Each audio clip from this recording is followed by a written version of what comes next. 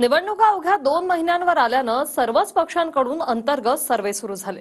मात्र भाजपचा सर्वे आपल्या हाती लागल्याचं सांगत रोहित पवारांनी आकडेवारी ट्विट केली।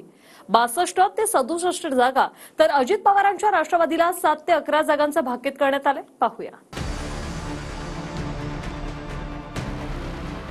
रोहित पवारांनी विधानसभेच्या जागांवरून ट्विट करून भाजप आणि विशेषतः अजित पवारांच्या गोटात सनसनाटी निर्माण करण्याचा प्रयत्न केला। भाजपचा अंतर्गत सर्वे असल्याचं सांगत रोहित पवारांनी आकडेवारी ट्विट केली आहे। महायुतीत भाजपला 62 ते 67 जागा मिळतील असे या सर्वेत आहे। शिंदेंच्या शिवसेनेला 17 ते 22 जागा, अजित पवारांच्या राष्ट्रवादीला अवघ्या 7 ते 11 जागा मिळतील असे या सर्वेत दाखवण्यात आलंय।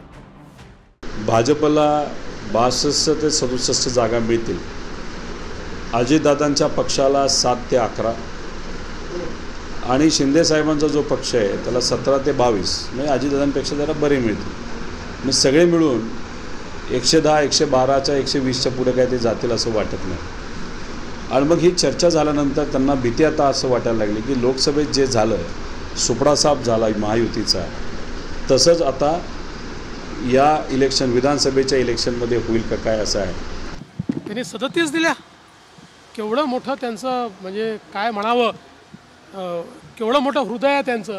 त्यांनी 37 जागा भाजपला दिल्या। धन्यवाद। घरी बसून केलेल्या सर्वे, उद्या मी पण प्रहारचा सर्वे टाकीन, त्याच्यामध्ये भाजपला दाखवीन 200 जागा, उर्वरित बाकी महायुतीला दाखवीन आणि हे लोकांना 2-5 जागा दाखवीन। असं चालेल काय?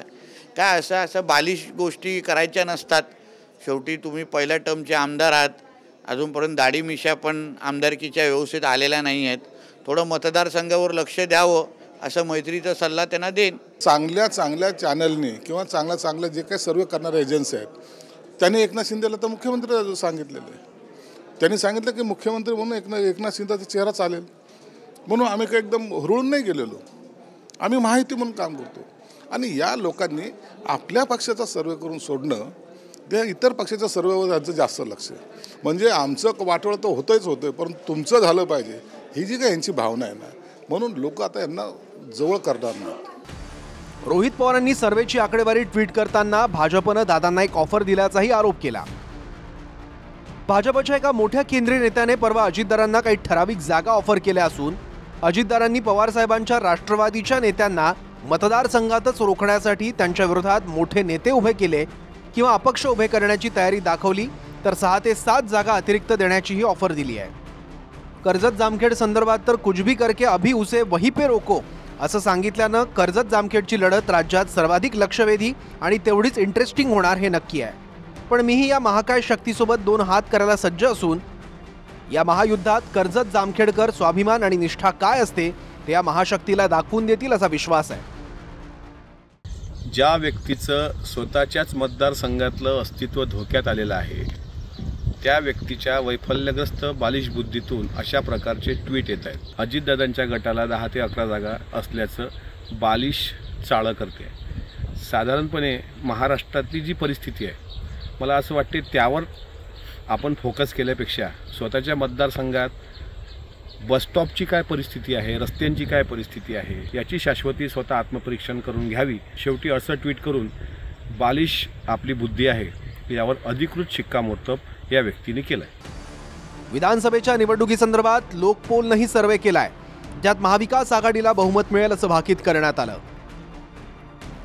38 ते 41% मतांसह महायुतीला 115 ते 128 जागा मिळतील असा लोकपोलचा सर्वे आहे, तर 41 ते 44% मतांसह महाविकास आघाडीला 141 ते 154 जागांचा अंदाज आहे।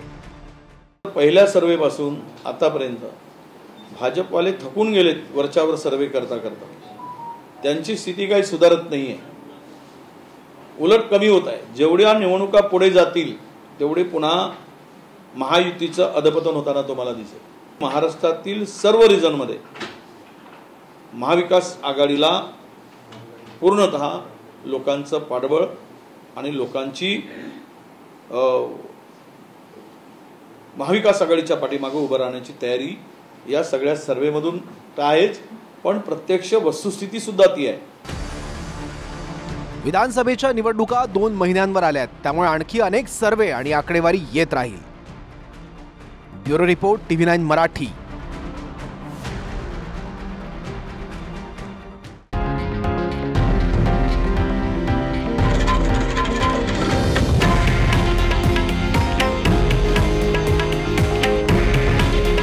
हे आहे देशातील नंबर 1 न्यूज नेटवर्क आणि आपण पाहत आहात TV9 मराठी.